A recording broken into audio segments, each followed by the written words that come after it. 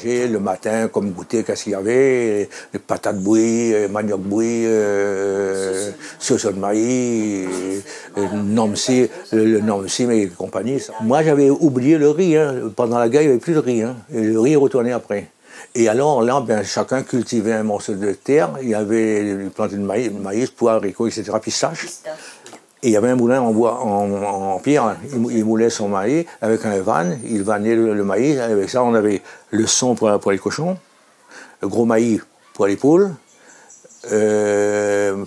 petit son pour faire le nomsim avec le gâteau maïs, petit son, petit maïs pour faire le soso, maïs mangé, comme on dit, et en arrière restait le gros maïs pour les poules. Et après l'élevage, on élevait soi-même, on n'allait pas acheter de poulet, de la viande comme maintenant, hein. Chacun avait son élevage, il élevait ses poules, ses canards, ses lapins, ses cochons, etc. Ceux qui avaient l'habitude. Et après, bon, ben, il y avait ceux qui avaient des bœufs, des vaches.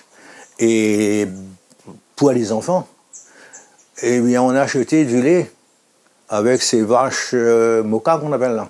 Et il n'y avait pas beaucoup de lait.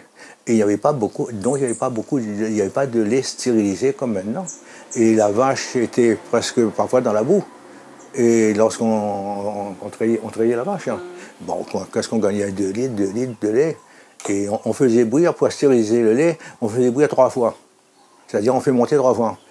Et à partir de là, le lait s'est stérilisé et on donnait ça au bébé.